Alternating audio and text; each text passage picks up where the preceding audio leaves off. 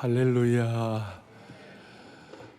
오늘부터 저희 교회는 봄 사역이 시작이 되는데, 오늘 말씀을 통하여 내 영혼의 따뜻한 봄 동산을 경험하기를 소망합니다. 한 분 한 분에 꼭 필요한 선한 목자 되신 주님께서 맞춤의 은혜를 주시기를 바랍니다. 오늘 제목이 비대칭 전략의 신비라는 말씀인데, 이 내용은 이런 뜻입니다. 대칭 전략이라는 것은 그냥 우리가 일반적으로 예상할 수 있는 것. 근데 비대칭 전략이라는 것은 어떻게 보면 판을 바꾸는 것, 그리고 어떻게 보면 은혜의 허를 찔림 당하는 것, 이런 것이에요. 예를 들어서 골리앗이 칼과 창을 들고 이스라엘을 위협하면서 막 달려들 때에 다윗이 뭘 준비했죠? 물맷돌을 준비해요. 칼과 창을 갖고 나왔을 때는 같이 칼과 창을 갖고 나가야 되는데, 그렇게 하지 않아 물맷돌을 갖고 나간 거예요. 이게 비대칭이에요. 미디안에 13만 5천 명의 대군이 쳐들어왔을 때 기드온 용사들 300명이 항아리에다가 횃불을 넣어가지고 나팔을 불면서, 그렇게, 이건 상상도 할 수 없는 비대칭 전략이에요. 역사적으로 보면 여러분, 미국의 남군 북군이 이렇게 막 대전쟁을 하는 그 아주 처절하고 비참한 전투였어요. 링컨과 이제 남군이 싸우는데, 링컨이 갑자기 말이죠, 노예 해방 전쟁을 선포해 버렸어요. 그러니까 남군 북군의 그 힘을 겨루는 그 상황에서 갑자기 비대칭이 돼 버린 거예요. 정의와 불의의 관계가 돼 버린 거예요. 이해가 되십니까? 그리고 막 그 전쟁에 치열할 때 링컨이 앞장서서 싸워야 하는데, 갑자기 링컨이 기도실로 들어가 버렸어요. 이게 아주 그냥 비대칭 전략이죠.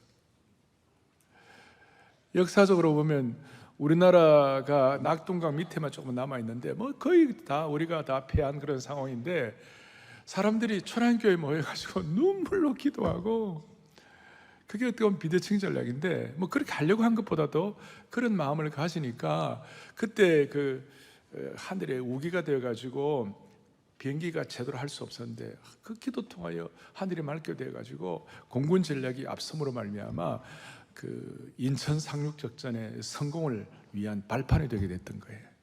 이해가 되십니까? 그러니까 이 비대칭 전략은 이 세상 전략과는 다르다는 것이에요. 세상 법칙과 하나님의 법칙과는 차이가 있다는 것이에요. 그러니까 이 세상 법칙에 이런 거 있잖아요.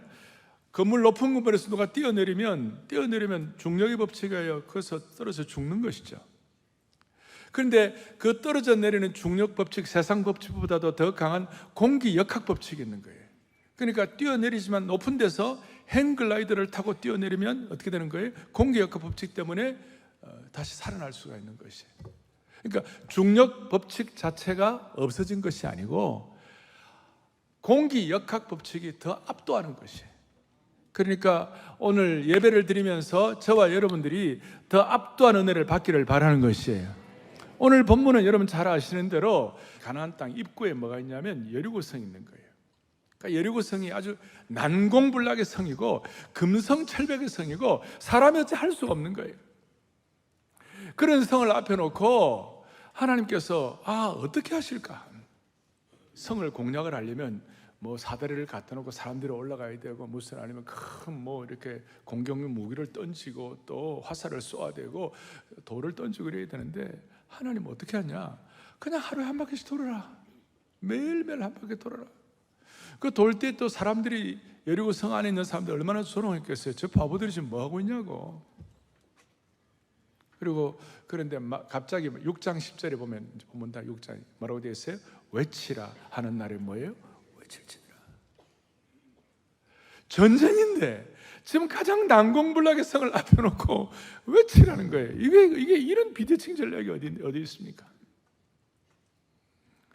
그래서 오늘 사랑하는 형제자매 여러분, 우리 영가족 여러분, 오늘 우리 앞에는 많은 분들이 인생살이 하다 보면 다 여리고도 있는 것이고 난공불락의 성도 있는 것이고 우리가 풀어야 할 숙제가 많이 있어요. 많이 있는데 오늘 하나님께서 거룩한 새 판을 짬으로 말미암아 여러분들의 승리를 주시기를 바랍니다. 여리고성 무너뜨리듯이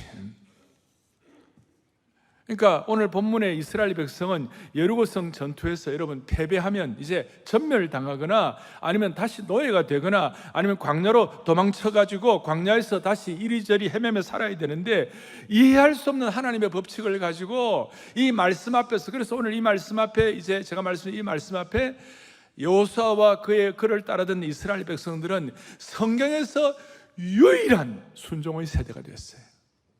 그리고 여호수아가 하나님의 말씀을 통해 여호수아에게 계신 그 말씀 앞에다가, 그 말씀에다가 자신을 묶어버렸어요. 그리고 그 말씀을 묶어가지고 영적 비대칭 전략을 승리함으로 말미암아 여리고성을 극복한 줄로 믿습니다. 이거예요. 그러니까 오늘 이 비대칭 전략, 오늘 이 본문에서 나타나는 비대칭 전략 크게 두 가지가 있어요. 몇 가지 있다고요? 두 가지. 오늘 두 가지를 꼭 기억하셔야 돼요. 첫째 비대칭 전략이 뭐냐? 오늘 본문 보니까 이렇게 나와 있죠. 2절에 보니까 부싯돌로 칼을 만들어 가지고 할례를 행하라. 또 3절에 보니까 부싯돌로 칼을 만들어서 또 할례를 행하니라. 또 오늘 7절에 보니까 여호수아가 할례를 행하였다. 모든 백성에게 할례 행하기를 마쳤다. 그래서 오늘 주보 제 앞에 위에다가 써놓았지, 일면에다가 그때 여호와께서 여호수아에게 이르시되 너는 부싯돌로 칼을 행하라. 할례를 행하라. 그럼 오늘 비대칭 전략 1번, 오늘 중요한 것 뭘 행하라고요? 할례를 행하라. 할례를 행하라. 여러분, 할례가 뭡니까? 남자가 자기 몸에 칼을 대는 것입니다. 자기 몸에 살을 베는 것입니다. 그리고 이 할례를 행하면 꼼짝없이 며칠을 누워 있어야 합니다. 자, 여리고성이라는 큰 금성철벽의 성 앞에서 지금 성 공략하는 작전을 벌여야 되고 다 해야 되는데, 하나님께서 뭐라고 하시는가? 너 할례 해가지고 남자들은 다 힘빼기 작업하라. 그냥 누워있으라.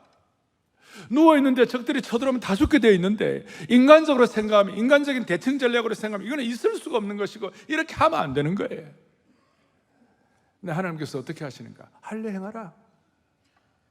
자기 힘 빼기 작업하라. 여러분, 힘이 빠지면 어떻게 합니까? 우리 인간은 다 힘 빠지면 어떻게 합니까? 낙심하고 그런 거 있지만 우리 그리스도인들은 힘 빠지면 어떻게 합니까? 나를 신뢰하는 누구를 신뢰합니까? 내 뭐예요? 늘 말씀드리지만 뭐예요? 실오라기 하나도 주님께 다 맡기는 거 아니에요? 여러분 다 죽음의 터널 한번 지나보세요. 다 우리는 그냥 주님께 나를 완전히 의탁하게 되어 있는 것이에요. 그 할례는 뜻이 뭐냐? 너 이제 너 힘 다 빼고 힘 빼기 작업하고 하나님께 전적으로 위탁하라, 그런 뜻이에요. 쉬운 건 아니지만 인간적으로 생각하면 이거는 말이 안 되는 것이에요. 다시요. 그들이 할례 받는 순간 꼼짝 못하고 누워있을 때 누가 공격하면 어떻게 되겠어요? 그런데 백성들이 다 순종을 하고, 적들이 쳐들어오면 몰살당할 수도 있는데 다 말씀을 순종하고 말씀 앞에 자신들의 몸을 묶어버렸어요. 그럴 때 오늘 9절 보니까 뭐라 나오느냐? 이렇게 나와 있죠. 내가 오늘 뭐예요? 애굽의 수치를 너희에게 떠나게 하겠다. 참 놀라운 말이에요. 애굽의 수치를 떠나게 하겠다. 그러니까 수치가 굴러갔다. 그래서 할례를 받은 이 장소가 길갈이다, 이런 말씀이었어요. 애굽의 수치가 뭡니까? 이스라엘 백성들이 오랫동안 애굽에 살면서 무슨 근성이 생겼냐면 노예 근성이 생긴 거예요. 이 노예 근성이 뭐냐? 자기 중심이에요. 노예로 살다 보니까 자기가 살아야 되니까, 노예로 살다 보니까 자기 어떤 가족들도 살아야 되니까 그냥 자기 중심으로 내 목숨만 살아야지 하는 이런 마음들이 너무 커져가지고 이 노예 근성이, 할아버지도 노예 근성, 아버지도 노예 근성, 자식도 노예 근성, 엄마도 노예 근성이 충만해서 자기 중심이에요. 이 자기 중심의 노예 근성은 이스라엘 백성들, 특별히 선택받은 이스라엘 백성들에게는 너무나 어울리지 않는 성품이었어요. 왜냐하면 이스라엘 민족의 조상이 누굽니까? 아브라함이죠. 하나님이 아브라함을 뽑으실 때 아브라함을 불러가지고 내가 너로, 창세기 12장에 보면 축복의 뭐예요? 근원이 되게 하리라. 이게 이제 하나님께서 이스라엘 백성들을 향한 하나님의 간절한 뜻이었고 이스라엘 백성들이 받은 사명이었어요. 근데 오랫동안 노예 근성에 살다 보니까 나도 모르게 완전히 그냥 자기 중심, 내 중심, 내 거 여기에만 충만해진 거예요. 그래서 창세기 17장에 보면 하나님께서 아브라함에게 다시 한번 정신 차리도록 너는 할례를 행하라. 너와 함께 있는 모든 남자들에게 할례를 행하라. 그리고 할례를 통하여 네가 완전해지라. 그리고 하나님께서 할례를 통하여 아브라함에게 뭐라고 말씀하냐? 너는 이제 아브라함이 아니야. 너는 이름을 아브라함으로 바꿀 거야. 그래서 이스라엘 백성들이 가진 그들이 받은 선택된 백성의 사명을 이루기 위하여 노예의 근성, 자기 중심, 자기 것만 찾는 것이 처리가 되어야 한다는 것이. 그리고 아브라함이라는 이름에서 아브라함으로 바꾸라. 잘 아시는 대로 어떤 내 것 중심, 소시민적인 그런 것에서 이제 너는 열국의 아비가 되라. 여러분, 우리 오늘 이런 말씀을 들을 때 나는 내 한 몸 가누기도 힘든데 무슨 열국의 아비인가 이런 생각할 수 있지만, 복음이 들어가고 생명의 역사가 들어가고 성령의 역사하고 말씀의 은혜가 있으면 신비하게도 이것이 이해가 되기 시작하는 것이에요. 그러니까 이 노예 근성에 급급해가지고 헤매는 이들에게 다시 한번 할례를 통하여 너의 살을 배워가지고 배워진 살을 볼 때마다 나는 내 중심으로만 살아만 안 되고 나는 하나님 중심으로, 나는 열국의 아비로서 나는 축복의 대상 정도가 아니라 내가 축복의 근원으로 살아야 되겠구나. 나는 제사장 나라로서 하나님과 백성을 위해 살아야 되겠구나. 이걸 아주 그냥 살에 새기고 확신하고 깨달으라 이 말이에요. 그래서 이스라엘 백성들이 노예 생활의 습성이 남아있는 오합지졸과 같은 이런 사람들이 열국의 아비의 정체성을 확인하기 위하여 살에 새기기 위하여 너는 할례를 받으라. 이게 놀라운 비대칭 전략이에요. 이스라엘 남자들이 할례의 상체를 볼 때마다 나는 하나님의 사람이야, 나는 하나님의 백성이야, 나는 열국의 아비야, 이걸 자각하고 세상 방식대로 살지 말고 공기역학 법칙대로, 다시 중력의 법칙대로 죽지 말고 다시 반응하고 일어나라. 이걸 위해 너는 거룩해져야 돼. 거룩한 투쟁을 하고 자기와의 싸움을 해야 돼. 그러니까 오늘 21세기 우리들의 입장에서는 이게 뭐예요? 골로새서 2장 11절에 신약 시대를 살아가는 우리들에게는 이렇게 나와 있어요. 같이 우리 한번 보겠습니다. 또 그 안에서 너희가 손으로 하지 아니한 할례를 받았으니 곧 육의 몸을 벗는 것이요. 아멘. 우리는 지금 예수님의 십자가의 은혜를 통하여 우리는 이제 구약의 어떤 몸으로 하는 그런 할례가 아니라 우리는 마음의 할례를 받는 것이에요. 그리고 우리의 노예 근성은 뭡니까? 우리의 과거에 예수 믿기 전에 우리의 어떤 그 죄악된 성품들, 육신의 어떤 속성들, 이런 모든 것들을 좀 정리하라 이거예요. 그 대표적으로 뭐냐면 내 마음의 보좌 위에, 내 마음의 왕자 위에 내가 왕이에요. 내가 왕인 이런 노예 근성을, 내가 왕인 이런 삶의 자세를 왕자에서 내려오라 이 말이에요. 내 마음의 보좌에서 나를 폐위시키라 이 말이에요. 자기 중심의 삶에서 내 마음의 왕자에서 나를 폐위시키고 그 다음에 할례를 받아, 마음의 할례를 받아. 내 중심이 아니라 하나님 중심 가운데 특별히 열국의 아비가 되게 하여 주옵소서. 그래서 비대칭 전략의 할례를 받는다는 것은 오늘 이 시대에 마음의 할례를 받는 것이고, 마음의 할례를 받는 것이 뭐냐? 내 스스로 내 자신의 보좌에서 나를 끌어내리는 것이고 나의 자아가 폐위될 수 있도록. 그래서 성도들은 육신의 자아가 지배하는 나라에서 도망가가지고 내가 스스로 내 스스로의 왕자를 포기하는 것이에요. 이게 왜 이렇게 중요한가?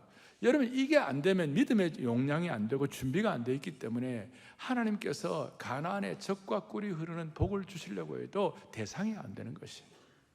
자, 제가 물어보겠습니다. 하나님께서 이스라엘 백성들에게 가나안 땅에 들어가고 복을 주시고 은혜를 받게 하시고 축복하시려고 하시는데, 이스라엘 백성들이 가나안에 들어가가지고 잘 살기를 원하는 그 마음이 더 클까요? 아니면 하나님께서 이스라엘 백성들에게 너희들 가나안에 들어가고 진짜 은혜 받고 복 받아라 하는 하나님의 마음이 더 클까요? 우리 성도들은 제대로 반응하시네. 이스라엘 백성들이 복 받기를 원하는 그 마음보다도 하나님께서 더 큰 간절함이 있는 것이에요.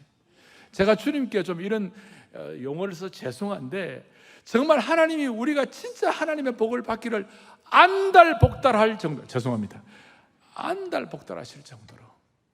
제 얘기 아니고 히브리서 기자가 히브리서 6장 14절에 이런 말씀이 있어요. 같이 보겠습니다. 내가 반드시 너에게 복을 주고 복을 주며 너를 번성케 하고 번성하게 하리라. 아멘. 내가 반드시, 오늘 영가족, 오늘 이 말씀을 듣는 여러분들에게 복을 주고 복을 주며 너를 번성하게 하고 너를 번성하게 하리라. 이게 하나님의 심정이에요. 근데 문제는 우리가 마음에 할례가 없는 거예요. 우리가 준비가 안 된 거예요. 우리가 영적인 비대칭 전략에 은혜가 없는 것이, 내 마음의 왕자에 내가 포진해가지고 내가 맨날 살아가지고 내가 펄펄 살아가지고 난리를 치고 주님을 향한 전적 신뢰가 없이 모든 것들을 내가 끌고 가고 이럴 때에 그게 마음의 할례가 안 받아져요. 그러니까 마음의 할례를 받으라. 내 마음의 살을 베어내라. 노예 근성으로부터 탈피하라. 오늘 이 은혜가 저 여러분들이 있기를 바라는 것입니다. 이럴 때 우리가 세상 보는 눈이 바뀌게 되는 것이. 제가 사실은 오늘 여기 교회 앞에 큰 플래카드로 있잖아요. 우리 모두 튀르키예와 시리아에 있는 그 어려운 사람들을 위하여 우리가 마음을 모아 같이 우리가 한번 마음을 모으십시다. 큰 플래카드를 붙이고 싶었어요. 비가 와가지고 못 붙였어요. 여러분, 우리가 튀르키예를 생각하고 그 다음에 터키를 생각하고 우리가 무슨 시리아를 생각하고 그런 여력이 우리가 어디에 있습니까? 그런데요, 희한하게 우리의 마음에 할례를 받아가지고 마음에 기도의 지팡이를 이렇게 들고, 요건 작으면요 큰 거, 이런 기도의 지팡이를 들고 하나님, 나는 나만을 위해서 살기를 원치 않습니다. 내가 이 땅에 온 것은 하나님 특별한 뜻이 있는 줄 믿사오니, 내가 이 땅에 온 하나님의 사명이 있는 줄 믿사오니, 하나님 앞에서 내가 감당해야 할 몫이 있는 줄 믿사오니 주의 이 일을 위하여 마음의 할례를 통하여 내가 준비되게 하여 주십시오. 다시요, 이거요 남들이 보면 조롱할 일이고 세상적으로 볼 때는 저기 공격하면 다 전멸당할 그런 상황이에요. 그런데도 우리가 주님을 향한 우리의 시선이 흐려지지 아니하고 안테나가 고쳐 써가지고 다 집중하면 하나님께서 우리 앞에 있는 난공불락의 여리고 성도 무너뜨리도록 은혜를 베풀어 주시는 것입니다. 자, 첫째 뭘 받으라고요? 할례를 받으라. 두 번째로는 하나 더 할 것인데, 이게 뭐냐? 오늘 본문에 보니까 10절에 보니까 이렇게 나와요. 10절에 같이 보죠. 또 이스라엘 자손들이 길갈에 진을 치고 그달 14일 저녁에는 여리고 평지에서, 아멘. 그러니까 할례를 받는다는 것은 자기 죽음을 선언하고 누워 있으라고 하시더니 이제는 바로 갑자기 유월절을 지키라고 그랬어요. 유월절이 뭡니까? 이스라엘 백성들이 유월절을 또 언제 지켰습니까? 오늘 유월절 지키라는 것은 그냥 작년에 지켰는데 또 지켜 이런 뜻이 아니에요. 이스라엘 백성들이 유월절 첫 번째 언제 지켰죠? 열재앙 극복하고 출애굽할 때에 이스라엘 백성들이 참 유월절은 기적 같은 거 아니에요. 이스라엘 백성들이 무슨 능력 있고 힘이 있고 무슨 대단한 이런 게 있었던 거 아니에요. 하나님의 일방적인 기름 부으심이고 일방적인 하나님의 은혜의 방편이 됐어요. 특별한 은혜였어요.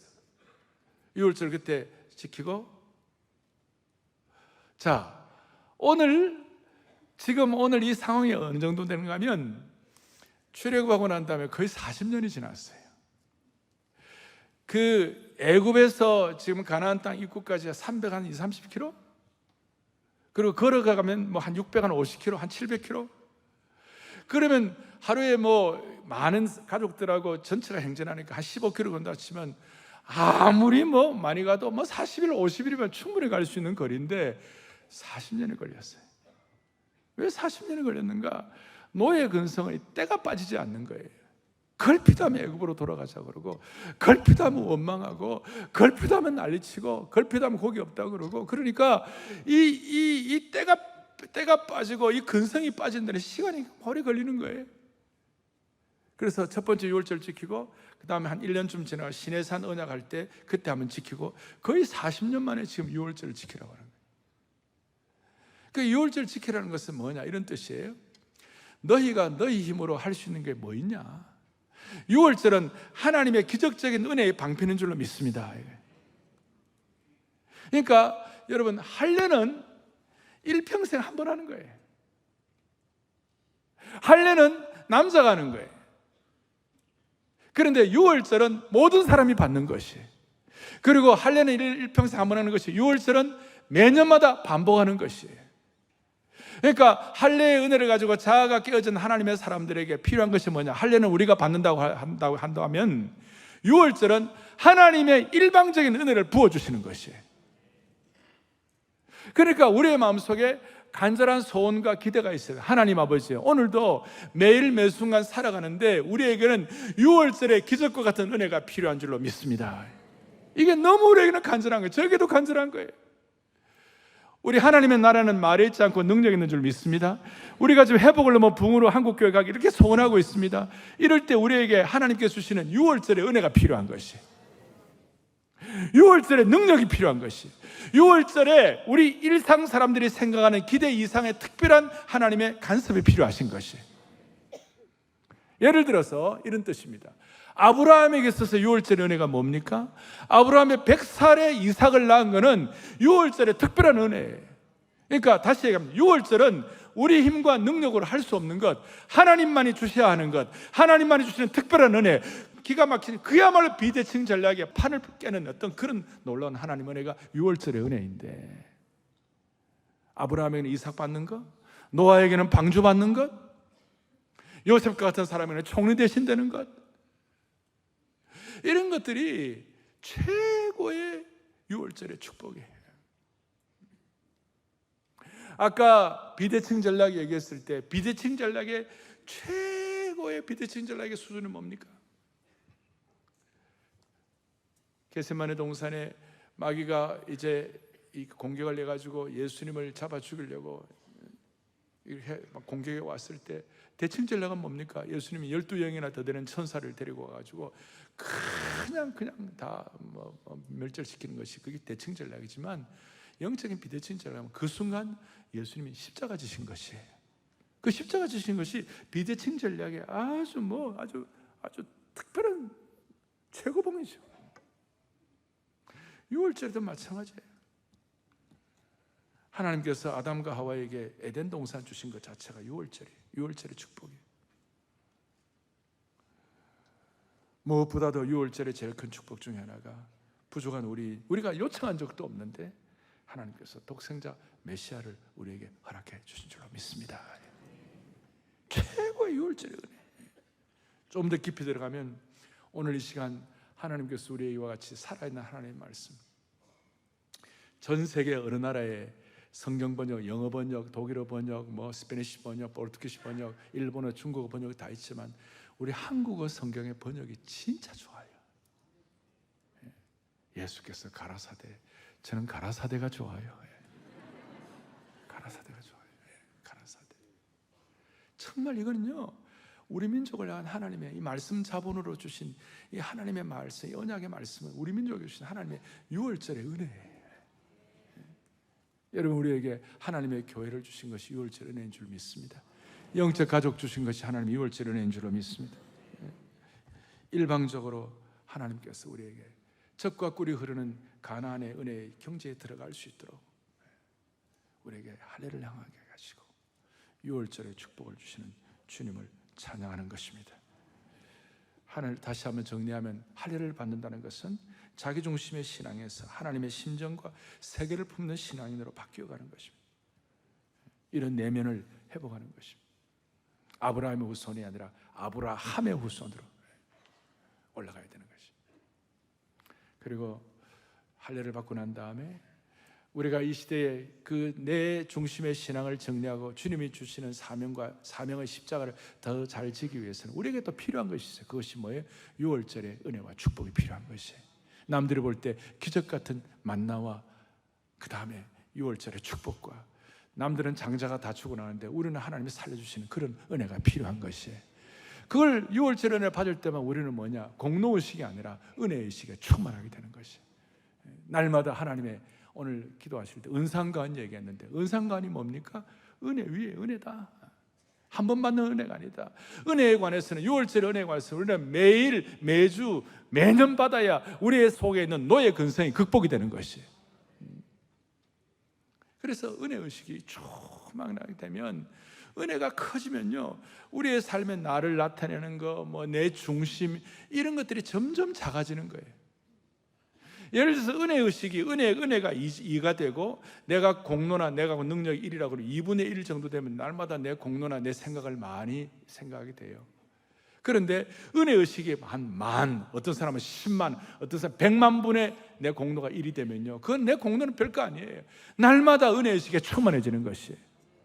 그래서 은혜에 관한 우리는 영원한 채무자로서 살아가게 될 때, 우리는 날마다 주가 나와 동행을 하며 나를 친구 삼으셨네, 우리 서로 받은 그 은혜와 기쁨은 알 사람이 뭐예요? 없도다. 이렇게 살아갈 때에 하나님께서 주시는 이 놀라운 할례의식과 유월절 의식을 통하여 우리 하나님께서 그렇게도 우리에게 주기를 원하시는 가나안의 복지로 들어갈 수 있도록 만들어 주시는 것입니다. 그 결과 무슨 일이 벌어졌습니까? 할례받고 유월절을 지키고 비대청 전략으로 마음을 준비하니까 하나님이 드디어 이제는 됐다, 그리고 난 다음 여리고성을 무너뜨려 주셨습니다. 하나님께서 싸워주신 것이 6장 2절 3절에 보니까 특별히 이렇게 나와 있습니다. 너희 모든 군사는 그 성 둘러가지고 성주위를 매일 한 바퀴씩 돌되 6동안을 그리하고 마지막 7째 날에는 7바퀴를 돌아 13바퀴를 돌면서, 너희 모든 군사들이, 이 하나님의 비대칭 전략으로 무장된 군사들이 성을 돌 때 저 말씀한 대로 그 안에서 여리고에 있는 사람들이 막 조롱하고 그렇게 했지만 그 상관없이 우리가 비대칭 전략으로 살아가면 사람들이 나를 조롱할지 몰라요. 사람들이 나를 웃음거리로 삼을지도 몰라요. 그런데 우리가 주님 다 말씀 앞에서 주님 중심으로 다 집중하게 되면 마지막 날에 6장 10절에 아까 다시 한번 시작, 외치라 하는 날에 외칠지니라. 그럴 때 그 큰 성 여리고가 무너지는 줄로 믿습니다.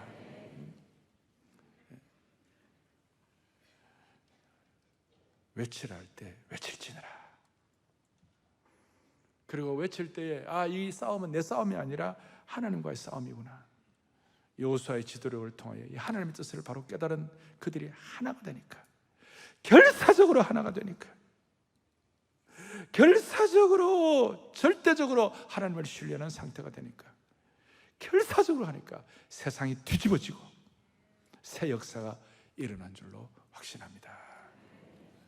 그래서 우리가 이 보문사역을 앞에 놓고 또 여러분들 오늘 이 상반기를 앞에 놓고 좋은 의미에서 결사적으로 교회가 하나 되고, 결사적으로 가정이 하나 되고, 결사적으로 교회 중직자들이 하나 되고, 오늘 218명의 우리 순장님들이 새롭게 이 한 해 새로 파송되는데 교회 중직자 순장들이 결사적으로 하나 되고, 저희 교회 3,000여 명의 순장님들이 결사적으로 하나 되고, 그럴 때 여리고성이 무너지고 하나님께서 일하시리라고 믿습니다.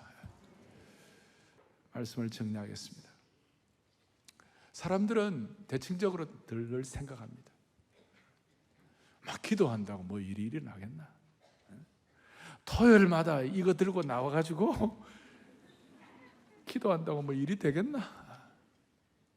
근데 우리는 비대칭 전략으로 이거 들고 기도하고 결사적으로 말씀 앞에 순종하고 내 몸을 묶으면 하나님께서 여리고성을 무너뜨려 주실 것입니다. 대칭 전략은 뭐냐? 우리 아이들이 되고 마찬가지예요. 아이들 주일날 학원 특강에 보내는 것이 대칭 전략이에요. 그런데 우리 비대칭 전략은 그런 거 있음에도 불구하고 아이들 주일날 교회 주일학교 보내는 것이 비대칭 전략이에요. 고3 되면 모두가 다 예수 잘 믿는 부모님들도 다 엎어져요. 대칭 전략으로 엎어져. 주일날 교회 가지 말고 입시 준비하라. 여러분, 그래갖고 인물이 나오겠습니까? 별로 반응 안 하는 거 보세요. 고3이라도 주일날 아이들 와서 예배 드리고 주님 집중하고 그래야 우리 고3 아이들에게 6월절에 기적이 일어나게 되는 것이에요. 내가 원하는 대학을 다 못 들어가더라도 인생은 길게 봐야 돼요. 20년, 30년, 40년. 그래서 제가 볼 때 토요일전 새벽 예배에 자식들 데리고 나오는 부모님들은 비대칭 전략의 고수들이에요. 고수들이에요. 다 앞으로 효부, 효자, 효녀가 될 것입니다. 오늘 이 은혜가 여러분들 모두에게 충만하기를 바랍니다. 그러나 사실은요, 우리가 이렇게 살면 우리는 이렇게 뭐 희생하는 것 같고 순종하는 것 같고 이렇게 하는 거지만 사실은요, 영적으로 우리는 힘이 있는 것이에요. 5장 1절 앞에 보세요. 오늘 본문 1절 이런 내용은 여호와께서 요단물을 이스라엘 자손들 앞에서 그 다음 뭐예요? 말리시고 우리를 건너게 하심을 듣고 사람들의 마음이 뭐예요? 녹았고 이스라엘 자손들 때문에 그 가나안에 있는 그 강력한 족속들이 정신을 잃어요. 예수 안 믿는 사람들도 공산주의자들도 잘못된 자기들 신념 가지고 세상을 뒤집어 놓는데 Why not change the world? 우리가 왜 세상을 못 바꿉니까? 예수님이 12제자를 데리고 세상을 바꾸고 그 12제자 앞에 빌립보가 항복으로 대로마 제국이 100기를 들었는데 오늘 수천 명의 성도들이 예배를 드리는데 오늘 우리에게 수만 명의 성도들이 이런 영적 정신으로 똘똘 뭉치면 세상도 바꾸게 하시고 남북도 복음으로 통일되는 길을 열어 주실 줄을 믿습니다. 할렐루야. 우리 다 두 손을 펼치시고 주 사랑 한없고 주 은혜 끝없는 주 권능을 사람이 어찌 알까? 6월절과 할례의 은혜에 대해서 그래서 이 할례는 오늘 이 시대에 뭐로 바뀌었습니까? 세례식으로 바뀌었고 6월절은 오늘 성만찬으로 바뀌게 된 거예요. 세례는 일평생 한번 받는 것이고 성만찬은 매년 매 순간 필요할 때마다 반복함으로 말미암아 하나님의 살아계심과 하나님의 하나님 되심을 경험하게 되는 것이에요. 사랑하는 형제자매 여러분, 오늘 이 말씀이 여러분들에게 지금 나에게 주시는 맞춤형 레마의 말씀이 되기를 바랍니다. 주님은 오늘 우리에게 정말 진짜 복을 주시기를 우리보다 더 원하고 계시는 줄로 믿습니다.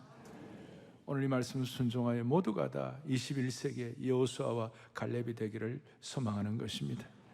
자비로우신 하나님 아버지, 우리의 생명과 소망이 되시는 살아계신 하나님 아버지, 오늘 이 말씀을 통하여 이 봄 사역을 어떻게 할지 난심판을 주신 것처럼 은혜 주신 것 감사합니다. 아니 이 평생에 우리 평생에 이 말씀으로 나를 묶어가지고 영적 할례를 통하여 노예 근성을 극복하게 하여 주시옵소서. 그냥 아브라함이 아니라 아브라함으로 축복의 근원이 되는 그 은혜를 깨닫게 하여 주시옵소서. 6월절의 은혜로 구원의 감격을 회복함으로 말미암아 공로의식이 아니라 은혜의식에 충만하여 우리 앞에 딱 버티고 서 있는 저 여리고성을 무너뜨릴 수 있도록 도와주옵소서. 아버지 하나님, 우리 자녀들도 이 말씀으로 순종으로 무장됨으로 말미암아 모두가 다 이 시대에 가나안 땅의 은혜를 경험하게 하여 주옵소서. 신앙의 비대칭 전략이라는 회복 엔진을 가지고 거기에 나를 묶고 영혼의 봄동산으로 비상하는 온 성도들로 삼아 주시옵소서. 우리 주 예수 그리스도 이름 받들어 간절히 기도 올리옵나이다. 아멘.